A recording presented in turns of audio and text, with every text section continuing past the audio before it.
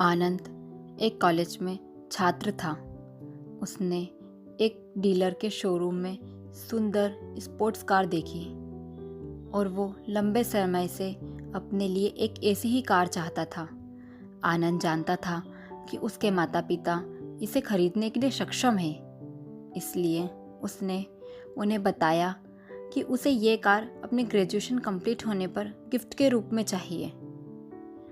देखते ही देखते वो दिन भी आ गया और पिता जेम्स को अपने निज कार्यालय में बुलाया और उन्होंने उससे कहा कि मुझे तुम्हारे जैसे अच्छे बेटे पर बहुत गर्व है। उन्होंने उसे बताया कि वो उससे कितना प्यार करता है और उसे एक प्यारा रैपर से लिपटा हुआ उपहार दिया।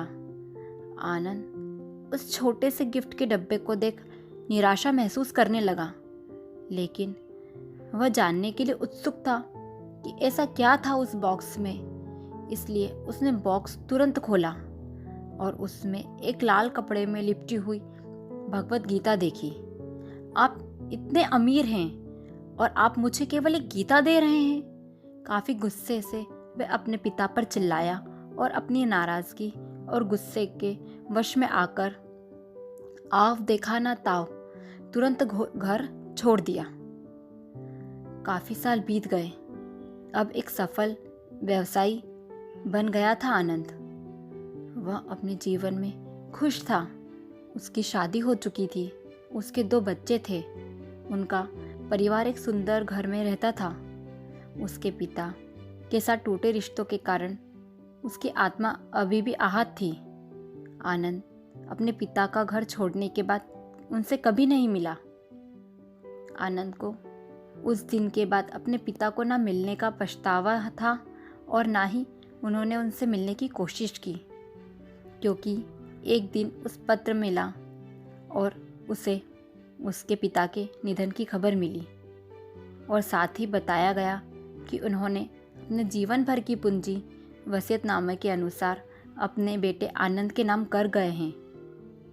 अपने पिता की सारी संपत्ति विरासत में मिली तब आनंद अपने पिता के घर पहुंचा और कुछ महत्वपूर्ण कागज तलाशने लगा और गलती से उसे वह भगवत गीता उपहार में मिली थी।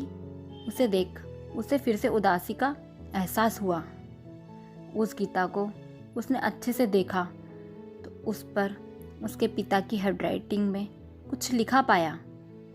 उस पर लिखा था, मैं खुद को बेचकर भी हर सपना पूरा करूँगा तेरा, बस तू सपने ज़रा बड़े देखना। ये बोल रहा है बाप नहीं, जिंदगी का सबसे पहला दोस्त तेरा। ये कविता पढ़ ही थी कि अचानक उस किताब से एक चाबी गिरी, जिसके ऊपर टैग लगा था ग्रेजुएशन की तारीख के साथ कॉन्ग्रेचुलेशंस और आई लव यू लिखा हुआ था। आनंद के सर के ऊपर से पिता का साया तो पहले ही उठ चुका था और आज उसकी ज़िंदगी की सबसे बड़ी गलती के बारे में जानकर उसके पैरों तले ज़मीन खिसक गई। इस दिन आनंद की आंखें और रूह दोनों पछतावे के आंसू रो रही थी।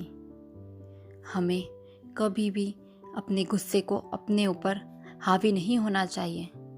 हमारे गुस्से से हम अच्छे अच्छे रिश्तों को पीछे छोड़कर आगे बढ़ जाते हैं और फिर बाद में पश्चाताप ही करते रहते हैं। इसी तरह की रोचक कहानियाँ सुनने के लिए हमारे चैनल को लाइक, शेयर एंड सब्सक्राइब करें। धन्यवाद।